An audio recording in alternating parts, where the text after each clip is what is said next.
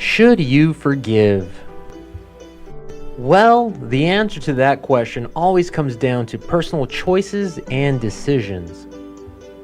Some people may feel that certain things cannot and should not be forgiven, while others may ultimately feel that anything can be forgiven.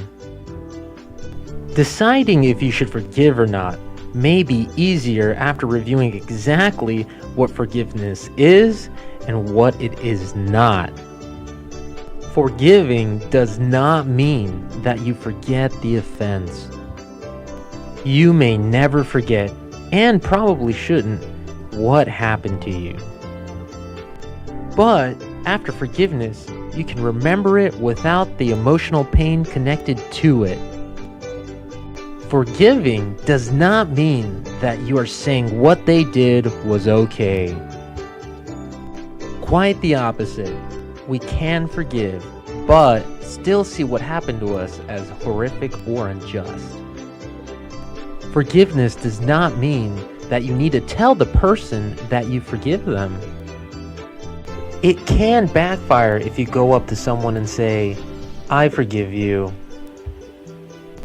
This occurs because the offending person doesn't see themselves as the problem. So it may be better for you to do forgiveness in your own mind and heart. Forgiving does not mean you will automatically trust them again. Forgiveness and trust are two separate issues.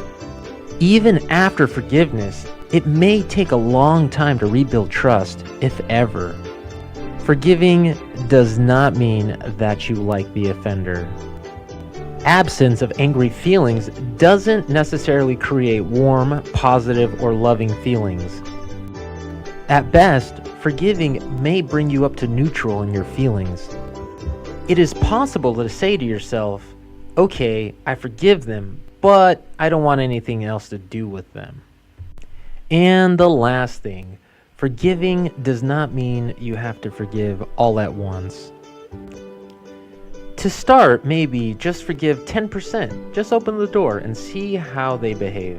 After a period of time, you might want to open the door a little wider and forgive maybe another 20% or so on.